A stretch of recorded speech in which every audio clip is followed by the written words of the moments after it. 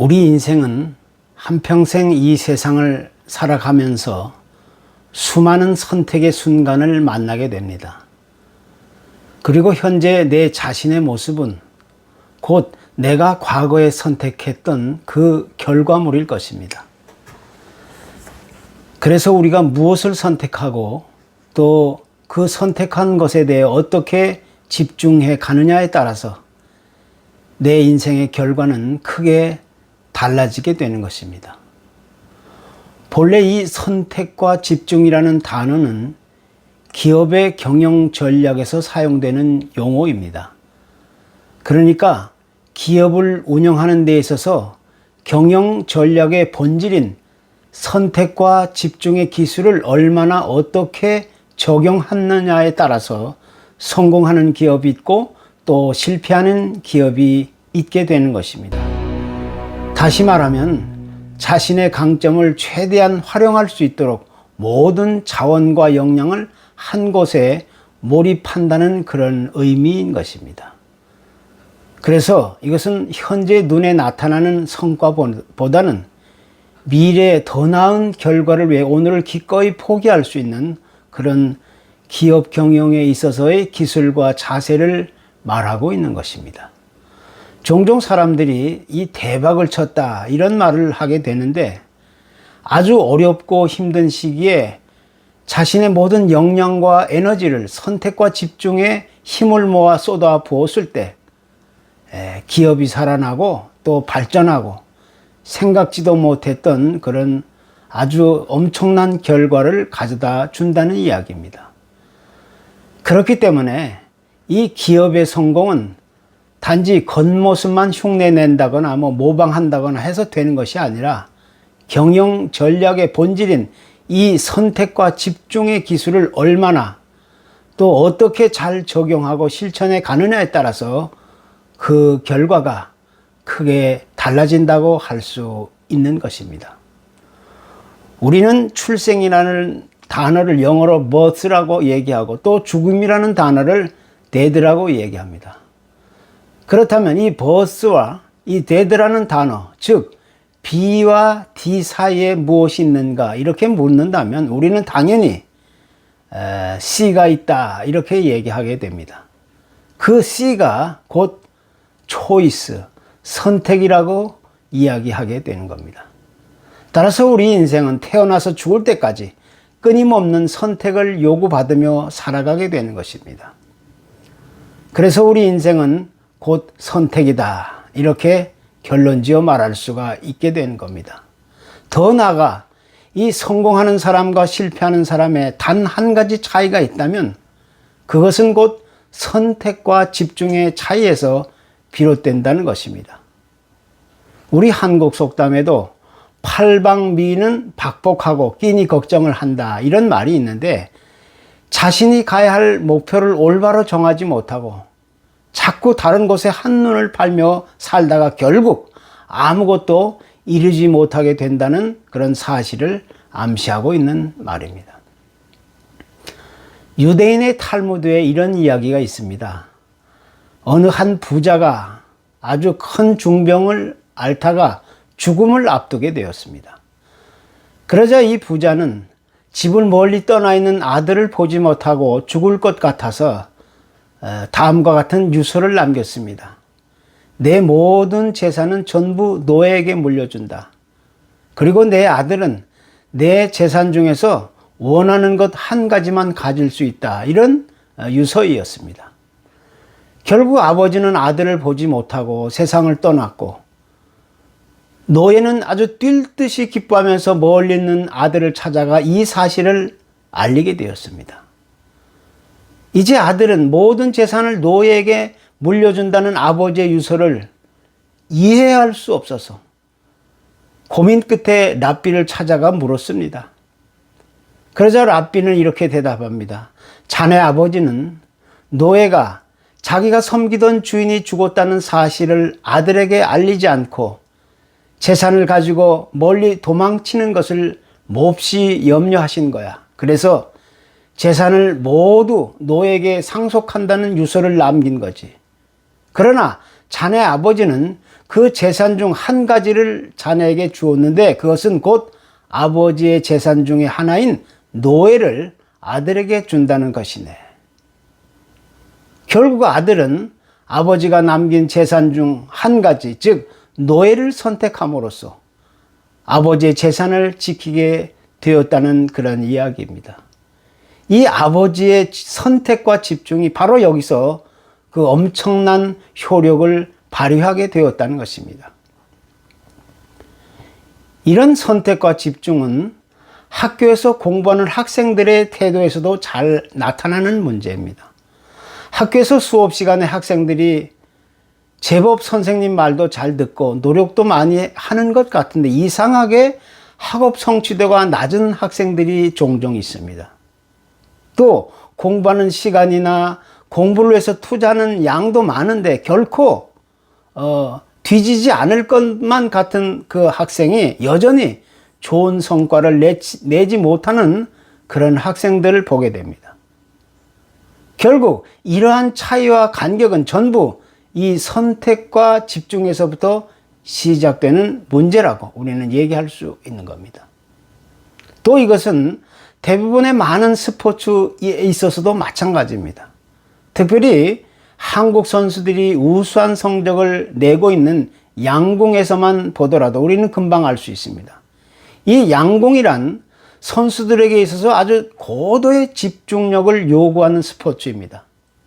그런데 외국 선수들에 비해서 우리 한국의 양궁 선수들의 실력이 아주 월등히 뛰어나고 있는 겁니다. 그 이유는 무엇보다 한국 선수들은 집중력을 키우는 데 있어서 모든 정성과 에너지를 기울이기 때문이라는 것입니다. 골프도 마찬가지입니다. 특별히 여자 프로골프 대회에 있어서 항상 1에서 5위 또 상위권을 차지하는 선수는 대부분 한국 선수들이 차지하고 있습니다. 이것은 그만큼 그 여자 프로골프 선수들이 여러 가지 다른 생각을 다 버리고 오직 한 가지에만 집중하기 때문인 것입니다. 그래서 모든 스포츠 경기에 있어서 이 집중력을 한 곳에 모으는 일이란 무엇보다 더 중요한 일이라는 사실을 우리는 다시 확인해 보지 않을 수가 없는 겁니다. 그런데 이 선택과 집중의 문제는 단지 기업 경영이나 학생들의 학업 자세나 스포츠 경기에만 적용되는 문제가 결코 아닙니다. 이 선택과 집중의 문제는 우리 인생의 모든 영역에 있어서 똑같이 적용되는 문제라고 우리는 이야기하게 됩니다. 그리고 더 나아가 이 선택과 집중의 문제는 올바른 영적인 신앙생활에 있어서도 아주 필수적인 요소라고 우리는 지적하지 않을 수가 없게 되는 겁니다. 어느 날 다른 사람들의 눈을 피해가며 조용히 예수님을 찾아 나왔던 니고데모라고 하는 유대인 한 관원이 있었습니다. 이 사람은 아주 철저한 유대교의 신앙과 전통을 가지고 있는 좋은 배경과 가문에서 태어난 당시 최고의 교육을 받은 율법학자였습니다. 또 장래가 촉망되는 아주 그런 유능한 관리였습니다. 그런데 그렇게 유능한 엘리트 중에 엘리트였던 이 사람의 마음 한구석에는 무엇인가 항상 부족하고 채워지지 않는 어떤 모자람이 자리 잡고 있었습니다. 그러던 중에 예수님의 소문을 듣고 자신의 문제를 아주 속 시원히 한번 해결해 보고자 주님 앞에 찾아 나온 것입니다. 바로 여기서 그는 예수님과의 깊은 대화 중에 영적으로 다시 깨어나고 거듭나야 한다는 이런 새로운 인생의 변화를 깨닫게 되었던 겁니다. 그래서 주님께서 말씀하신 대로 사람은 물과 성령으로 다시 태어나야 된다는 말씀을 듣고서 비로소 새로운 인생의 선택을 결심하게 되었다는 것입니다. 그리고 그 이후에는 자신이 선택한 인생의 방향을 따라 믿음의 삶에 집중하며 올인할 수 있었다는 사실을 우리가 신약 성경에서 찾아보게 되는 겁니다.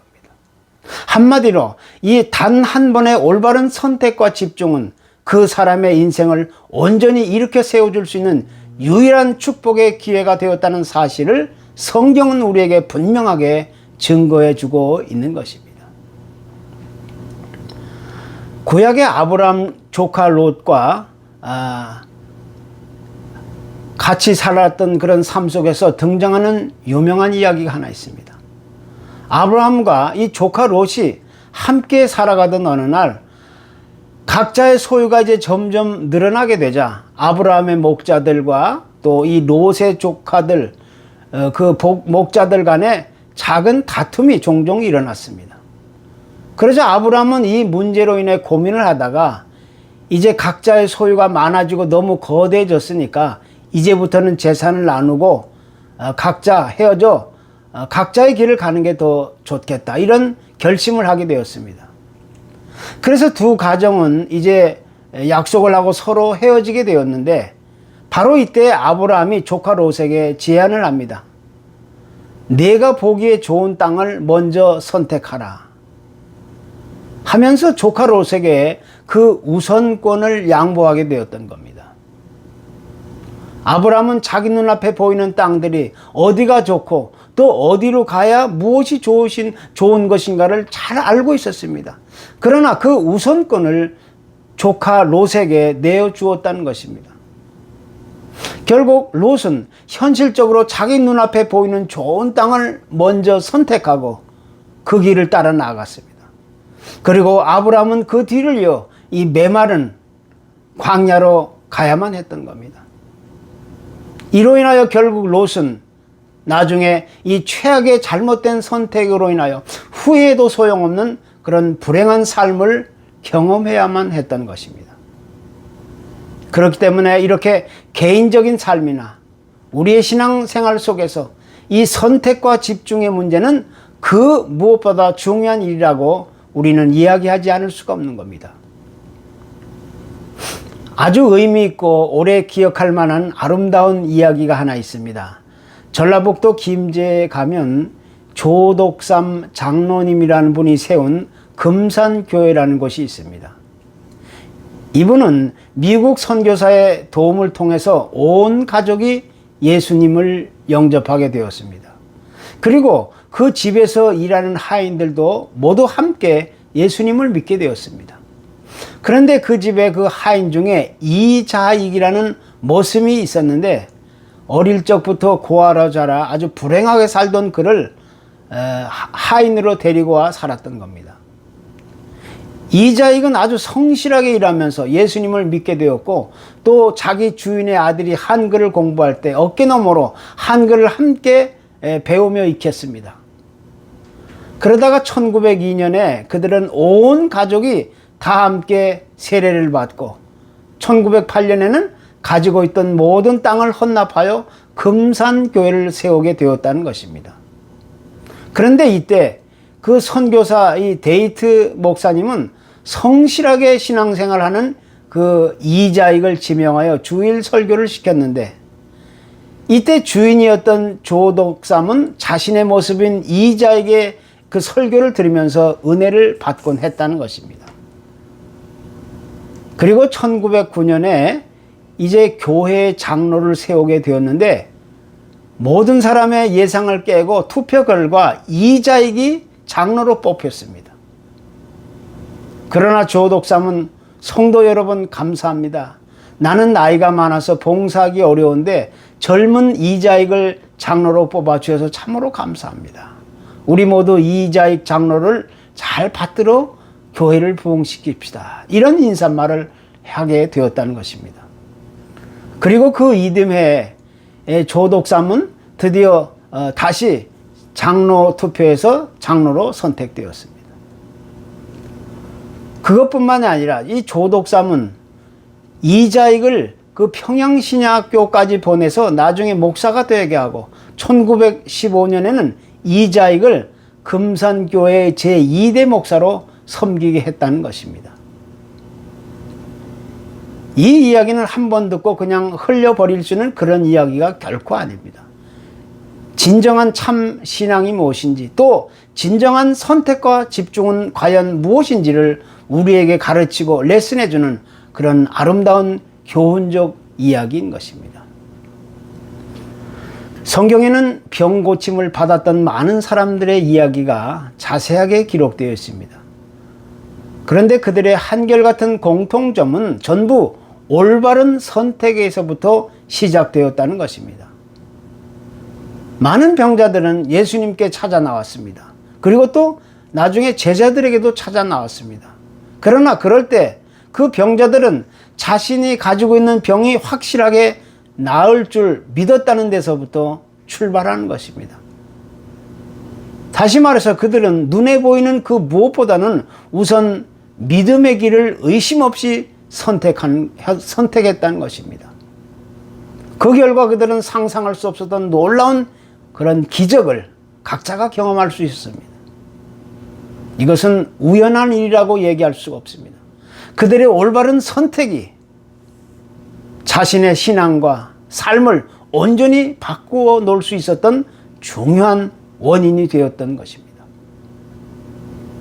세계보건기구 WHO 사무총장은 이 코비드-19 팬데믹 현상에 대해서 이야기하면서 이것은 지금 100년 만에 한 번 올까 말까는 그런 아주 위험한 상황임을 지적하면서 이제 우리 인류는 이러한 시기에 이 신종 바이러스와 맞서서 싸워야 하는 법을 올바로 배워야 한다고 강조합니다. 그러면서 이러한 위기란 위험과 기회가 상존한다는 이야기를 하면서 이 위험한 시기에 우리는 각자의 선택을 아주 신중하게 이루어 가야 한다고 말합니다. 그리고 그 선택에 올바로 집중할 수 있는 지혜를 모아야 한다고 그렇게 이야기하고 있습니다. 요 근래에 일어났던 화제의 이야기가 하나 있습니다. 지난 23일 샌프란시스코의 자이언츠와 LA 다저스와의 이 시즌 개막 경기에서 선수들과 코치들이 성조기 앞에서 검은 천을 들고 한쪽 무릎을 꿇는 그런 퍼포먼스 행사가 있었습니다. 이 퍼포먼스 행사는 블랙 라이브 매터라는 운동이었습니다. 그런데 이 자이언트 팀의 구원 투수인 샘 쿠노드라는 선수만 유일하게 그 자리에서 무릎을 꿇지 않았습니다. 나중에 이제 기자들이 찾아와서 그에게 인터뷰하면서 물었습니다. 왜 그렇게 했냐고. 그러니까 샘 선수는 나는 오직 하나님 앞에서만 무릎을 꿇겠다. 이렇게 얘기했다는 겁니다. 이것은 그가 선택한 신앙의 결단이었습니다. 우리는 여기서 그가 무릎을 꿇었는지 꿇지 않았던지 그것을 이야기하고자 하는 것이 아닙니다. 그가 결심했던 그의 신앙과 그런 결단을 우리는 올바른 선택과 집중이라고 이야기할 수가 있는 겁니다. 그런 그의 선택과 집중의 신앙심을 우리는 다시 주목해 보지 않을 수가 없는 겁니다. 우리는 세상에 살면서 수많은 일들을 경험하며 우리가 과연 무엇을 먼저 선택하고 또 그 선택한 것에 대해 어떻게 집중해 가느냐 하는 문제는 이제 아무리 강조하고 또 강조한다 할지라도 결코 나무랄 수 없는 문제입니다. 왜냐하면 우리의 인생은 올바른 선택과 집중을 통해서 크게 차이가 나고 달라지기 때문인 것입니다. 그리고 그 선택과 집중은 우리의 믿음과 순종을 대변하고 있다는 아주 중요한 메시지를 전해주고 있는 내용입니다. 구약의 이 여호수아는 자신의 마지막 고별 설교를 하면서 그 백성들에게 이렇게 크게 외쳤습니다. 너희 섬길 자를 오늘날 택하라. 오직 나와 내 집은 여호와를 섬기겠노라.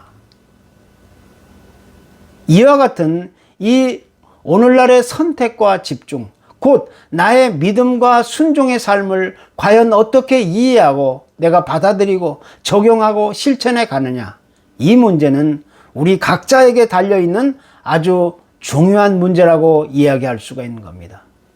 아무쪼록 올바른 선택과 집중을 통해서 우리 모두 다 축복의 통로를 열어갈 수 있기를 기원합니다.